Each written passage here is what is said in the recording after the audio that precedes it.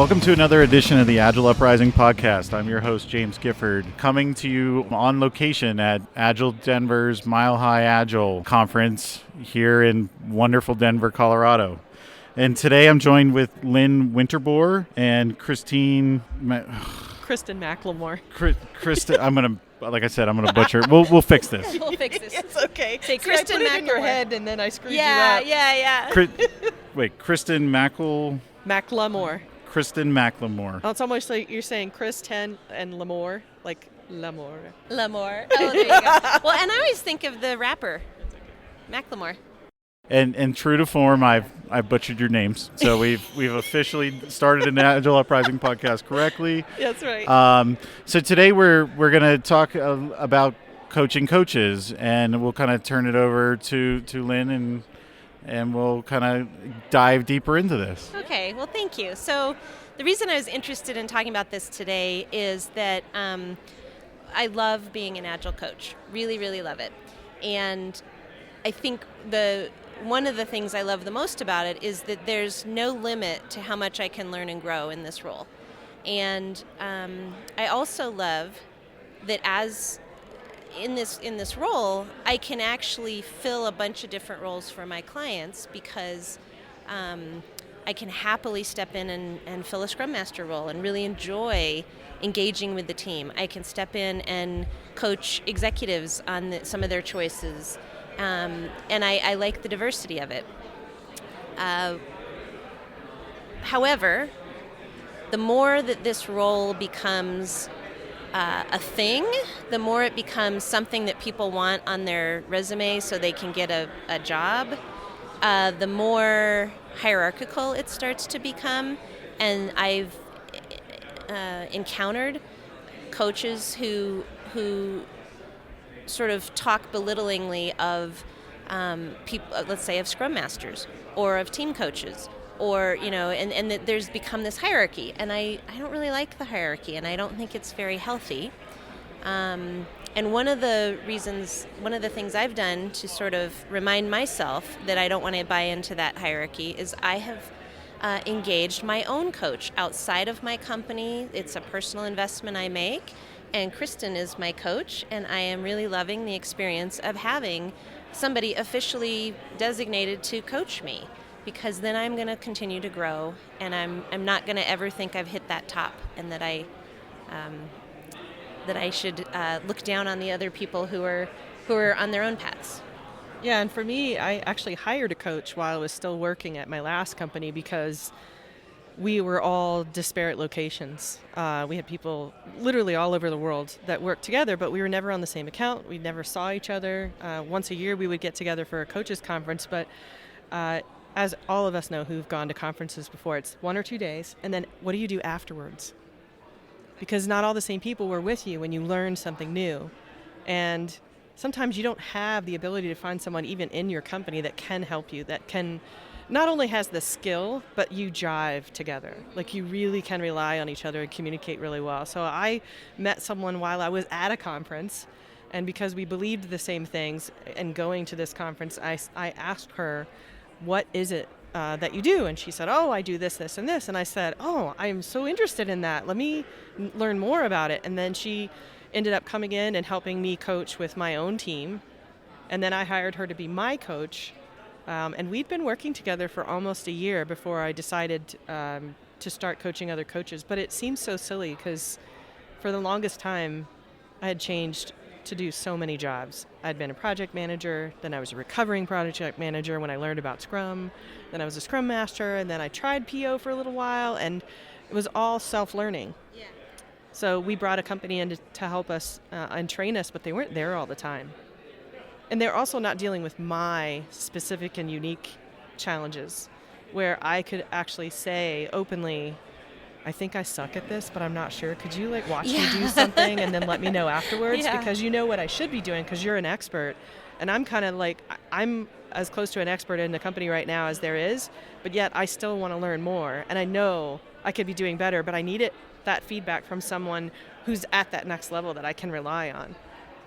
And it was humbling to get feedback like that for the first few times, because there were definitely some things I needed to change.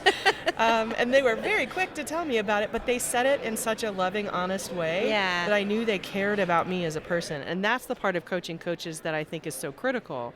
And Lynn, we've talked about this before. You do such a great job in empathizing where other people are to then help them through that challenge wherever they are. Because we say that all the time, start with where you are. But do we really know where that person is? Have we taken the time to kind of get to know them, to understand this has nothing to do with whether or not you should be doing a stand-up? Right. This actually has more to do with them being willing to talk to each other about what the plan for the day is and talk about impediments or whatever the topic is to get something done. So yeah, it was almost synchronistic when you reached out to me about doing the coaching, because it was not something that I had told anyone that I was going to start doing. So it was and I cool. emailed you like the next day, I know, right? Yeah, it was so really, awesome. and I had found out that Kristen had left her company, and so I thought, oh gosh, I've been thinking about wanting to work with her for a while, and so it was fun that I emailed you, and then you emailed right back, oh my gosh, I just yesterday decided that's what I want to be doing. It was good timing. Yeah. Well, I mean, those are all like we've definitely kind of gone in a couple different directions here, and they all kind of tie back.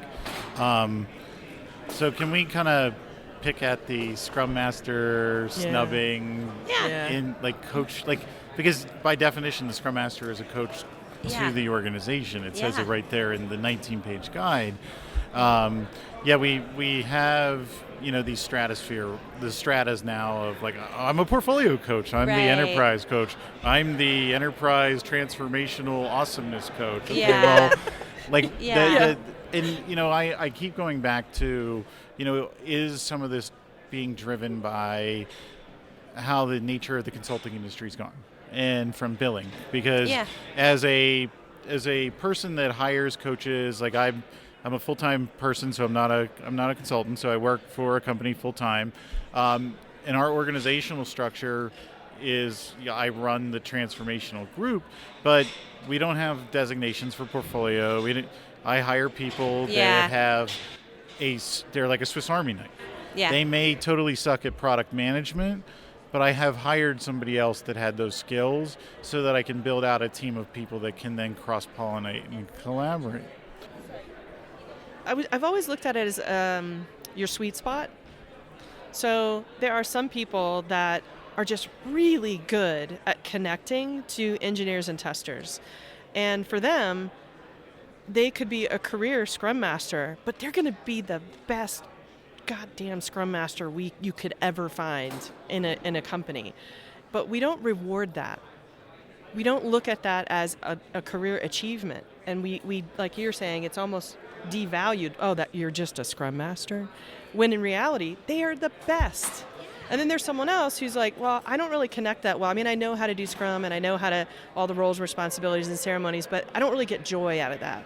What I really love is working with the program level folks and helping them build strategy around that program, or developing the right teams together and do planning and, be that liaison between the executive team and the teams. But again, I think a lot of people think of it's just a career path. Yeah. Or I should even restate that. That's just a promotional path. Yeah. Versus a career path. Yeah, that's a good point. Well, and what I was going to say is that something I really like about a recent client is that when I was interviewing with them, they had these different names for different coaching roles, and they said, do you see yourself more at the value stream level, or are you more comfortable in the program within the value stream, or do you like working with teams better? And I paused and I thought, and I said, well, is there a pay difference? And what I really appreciated was what she immediately shot back was, nope, there's no pay difference. We are hiring good individuals, and we're letting you self-select into where you think you can make the biggest difference. And that actually made me say, yes, this is very interesting to me. Because I love to work with teams, and I'm really good. And I think part of it's that empathy. And I love to work with Scrum Masters, and I love to be a Scrum Master, because in the end, that's who's helping the workers, the people doing the work and actually creating the value. That's who's helping them the most, is the Scrum Master. So I really loved that. mindset at that client, and in was impressed with contrast, that. I got not bored with being a Scrum Master, but it wasn't, like I said, bringing me that joy that felt like I was being effective. Yeah. It wasn't until I started working at the portfolio level that I got introductions to senior folks and realized, let's just be honest, the amount of dysfunction Yes. at that level and miscommunication about what the teams need versus what the business needs, that really guiding that conversation to a better outcome, I felt like this is where I can make a difference. Yep, I agree. So every time I was offered a position as a Scrum Master, I turned it away, not because it was beneath me, but because I knew that my heart wouldn't be in it. Right. I could do an okay job, but I felt like I could make such a bigger impact somewhere else. So I love that the company was willing to see that they're all valued. Absolutely. Yeah. And the person who's working at the program level with me, and that is, he's so good at helping and honestly, I think it is because he came from a background of being in middle management, and so he could really help with that program level because he could empathize with them. And we are an amazing team. Like, we're a really good partnership. So that's all good. That's all fine and dandy. But in this it's a large organization, same organization. There are people who will make jokes about, Scrum Masters being kind of newbies. And I don't appreciate that. I don't think it's something we should be joking about as coaches. Not to be a bit of an antagonist to that. There is something that I think that some quote unquote agile coaches might be pointing out. Okay. Just like it used to be where you got your PMP certification and wow, you must be excellent, and now you're going to get hired as a project manager, but you have no practical experience. Right, yes. The same thing started happening with the Scrum Master certs. Absolutely, People I would agree go and with pass that. the tests, and they did a wonderful job with the tests, but to apply that was very difficult for them, and they started to represent Scrum Masters in a way that a lot of folks who had the experience would go, well, that's it not became very really commoditized. Because it was so easy to get that title and companies didn't know. And I appreciate very much the Scrum Alliance, which is the organization that I'm most familiar with because they're here in Colorado. They're doing a really good job of sort of enhancing their certification path to have the advanced Scrum Master. But I think in general, so an article that I recently was exposed to about 6 months ago by Barry Overeem, I think it's called The 8 Stances of a Scrum Master. And in that article, I hope I'm giving this quote to the right person. But he talked about how he changed his title from Agile Coach to 100% Scrum Master. And like on LinkedIn and on all his blog posts and everything, he said, because we should all just call ourselves Scrum Masters. And this whole, we've created this segregation by creating this term coach, but we're all Scrum Masters, even if we're a Scrum Master helping other Scrum Masters. It's all the same thing, it's just who's your audience. And I really appreciated that, and I think that's what sparked the idea in my head that why don't we all call ourselves Scrum Masters? Or why don't we all, why do we create this segregation? But to be fair to you, not fair to you, but fair to, there are Scrum Masters who are brand new, and they have that title, they have that certification, but they don't really know how to do it. Doesn't mean that maybe they are going to bring, let me back that up, maybe they will bring something really unique and special to that role because they're not marinated in it already, because they're coming in with a fresh set of eyes. But then I would push that back to that audience of Agile coaches to say, then what is your responsibility? Oh. Because if you think that the existing Scrum Master group is not up to par, guess who is responsible for getting them up to par? Right. So if you want to poo-poo that role, you're kind of poo-pooing your own ability to raise them up. Yeah. Or the value of what you bring. Right, I agree with that. Yeah. I mean, it kind of goes back to one of my favorite authors, Steve Farber. He wrote a book called Radical Leap, but he also wrote a book called Greater Than Yourself. And it basically teaches people to pick someone that they see potential in, tell them explicitly why you picked them and what you will do for them in their career, and make them greater than yourself. And that is such a huge thing. That is. Because this is, you can use all that cliche terms of pay it forward, giving back and all of those things. But the reality is, as an Agile coach, I think that you are as close to a people manager as you will get in the Agile world. Yeah. And it's your responsibility to share what you know to other people so that they can take your place. Yes. Absolutely. Yeah. Because I don't want to do this forever. I really want to look forward to retirement. You know? At some point. I will still have a whiteboard, stickies, and Sharpies You in my retirement always home. will in your retirement camper. And so, in some of this, I think some of it, those HR is finally catching up with the times. Oh, yeah. Good point. Yeah. I mean, so, the company I work at, we spent extensive amount of time meeting with HR to help them understand it when we built our career ladder for the Scrum Master. So basically we have a Scrum Master, like Scrum Master 1, Scrum Master 2, Scrum Master Coach, which so basically entry level, like the bottom, like entry level Scrum Master, we only give them one team. Yeah. And we let them cut their teeth on one team because there's a lot of growth. I got to teach them facilitation. I got to, most people don't have facilitation skills because we stopped teaching it forever ago. Right, yeah. But so how to collaborate. So I'm really investing in this tier of people. So we want to have them not constrained by multiple teams, all that nonsense.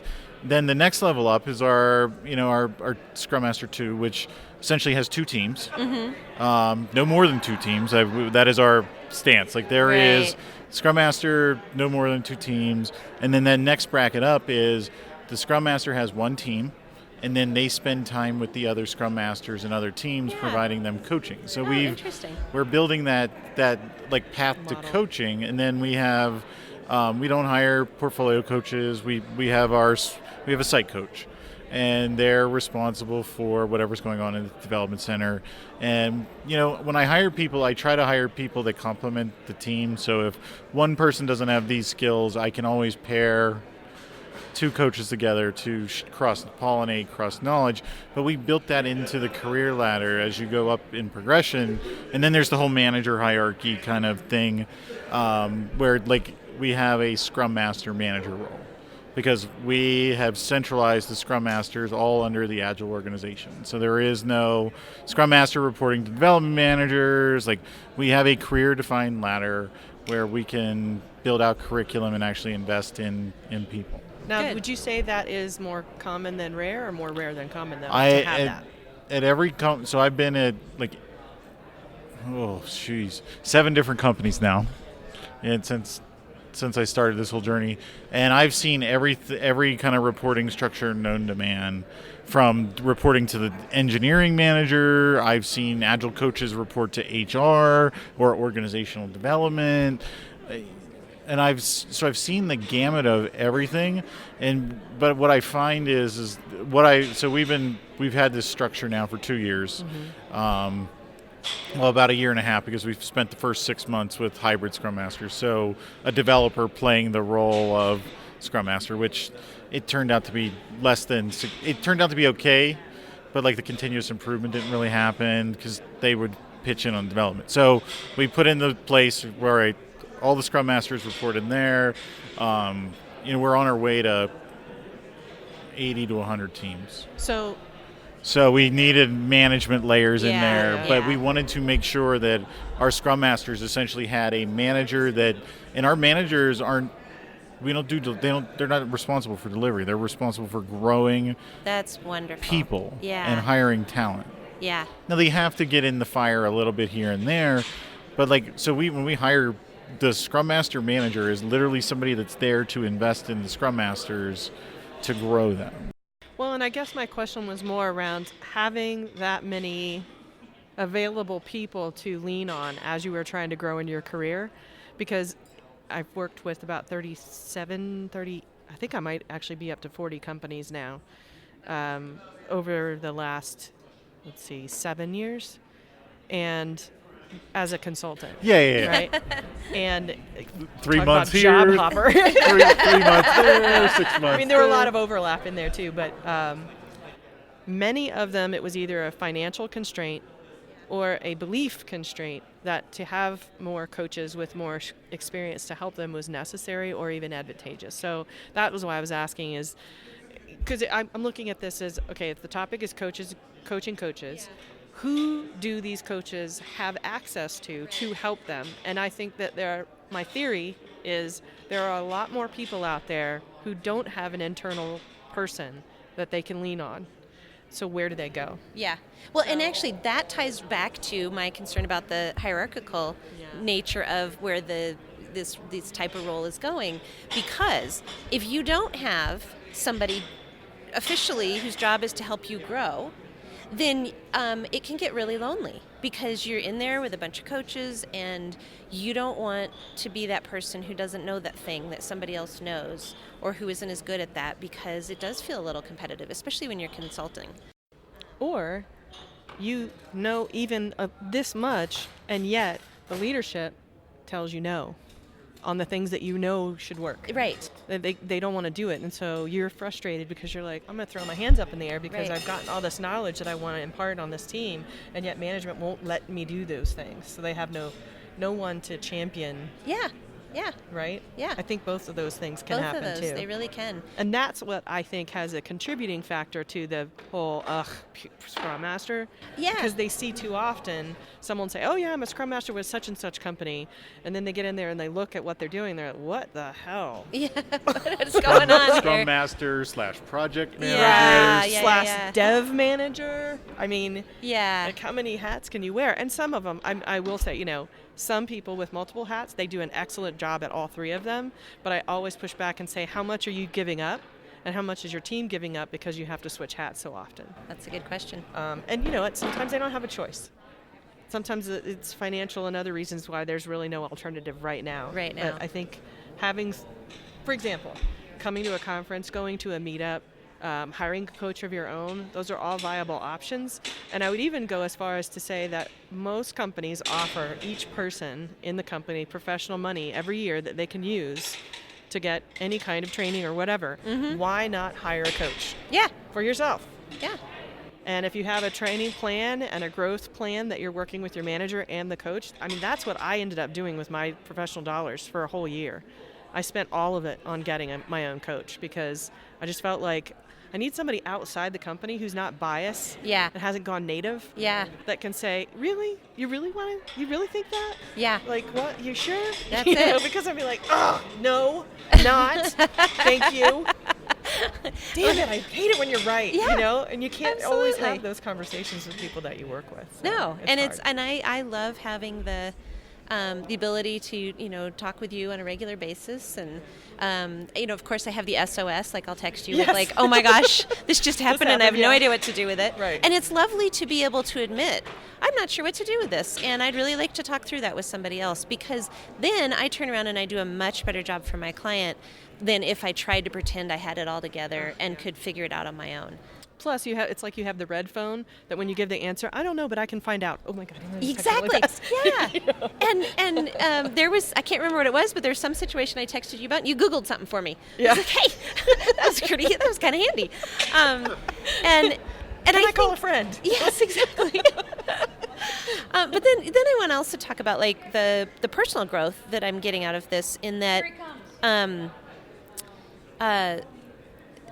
So one of the things Kristen did is she interviewed people that work with me, because she's not in my organization, so she can't witness me in action, which, would be really lovely if you could. But she went and I gave her some names of people that are just exposed to me a lot, right? And I tried to make it a variety of people, not just people who really, are my cheerleaders. And so the feedback that came back, like one of the things I'm working on is providing context when I have questions, because I am a very, very curious person and I want to know a lot of things.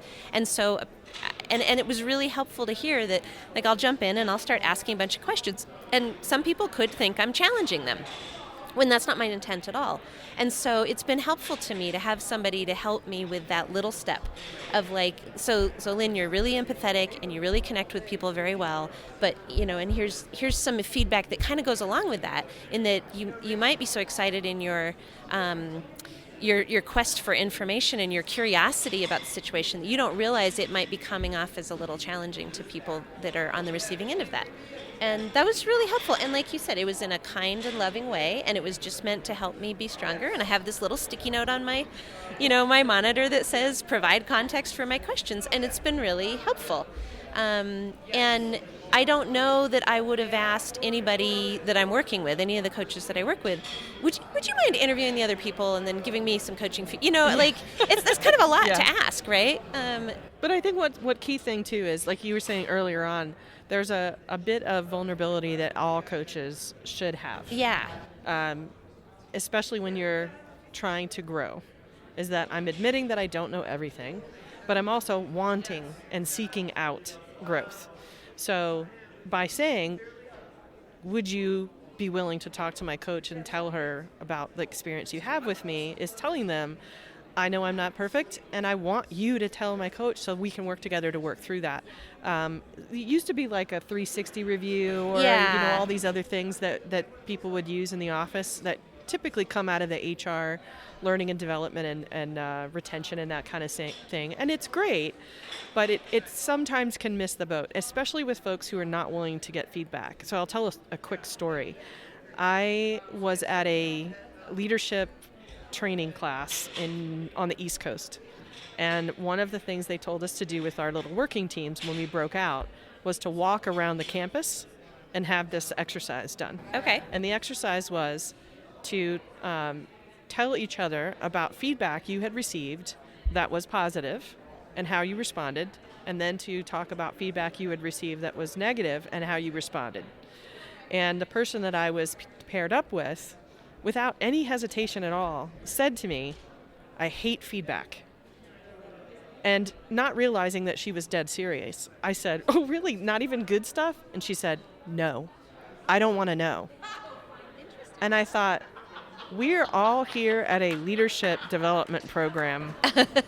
And this is someone who's a people manager saying, I hate feedback. I don't even want to know when I'm doing well. Interesting. And my first thought was, what the hell has someone done to this person to create this kind of reaction? Yeah.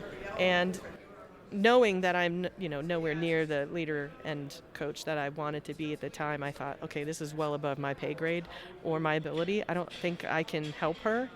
But I just felt, well, how many other people in the office feel the same way? So when we force them to do like 360s, and we tell them you should be picking people who you may not actually get along with because they may actually have positive, things or constructive things to say about how to improve, it was just super frustrating. So I think the way we're moving away from that 360 and we're doing more real-time feedback is great, but we also need to coach people on how to give it. Because we don't want to do the bullshit sandwich. Oh, you're so good at this, but you just really suck at that. But you're really good at this other thing. It's like, okay, well, that didn't mean anything to me because you just basically fed me a liverwurst sandwich on, banana bread.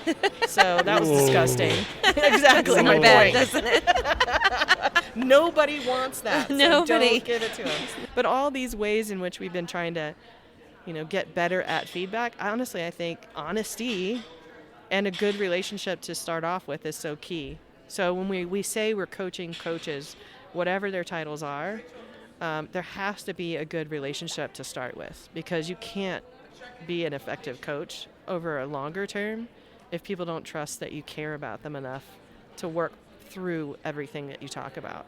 Because that's really hard.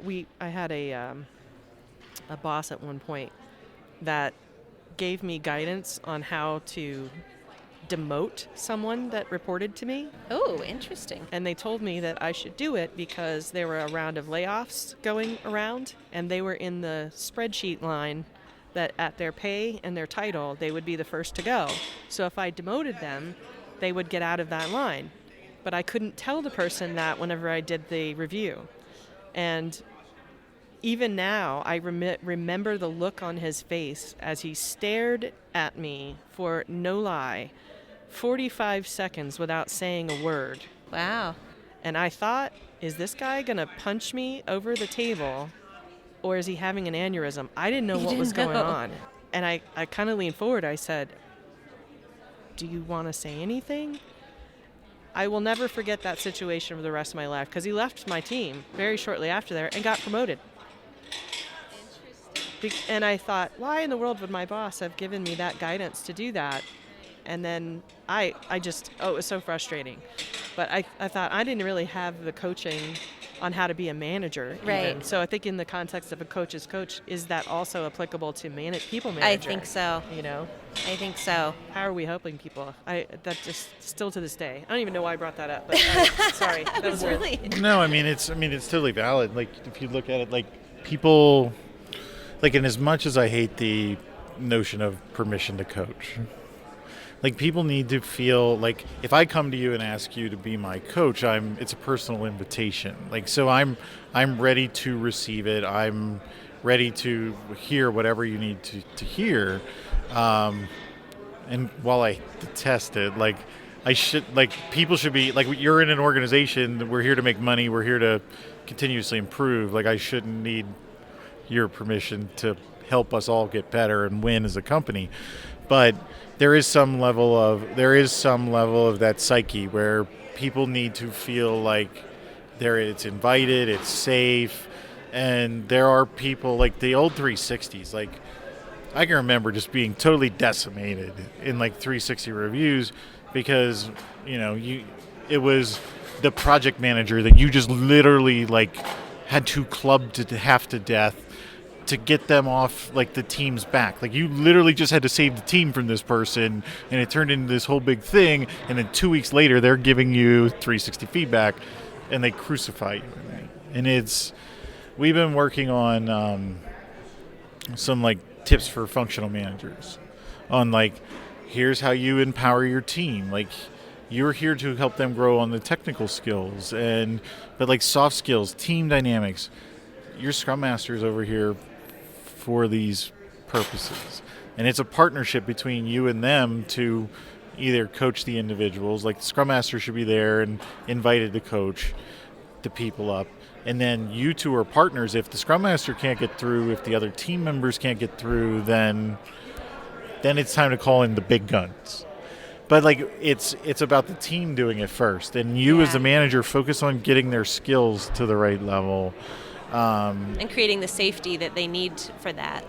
Exactly. And so when we look at, since I run the coaching organization, I look at the skills where people want to excel. Like I have a lady who literally her passion is teams, and she's like, don't you hold it against me if I only want to be like that mid-tier Scrum Master and run my two teams. Right. And I'm like, your two teams went from like teams that were kind of broken and fractured and the team dynamics were bad. Yeah. And now they're turning it around. They're highly delivering.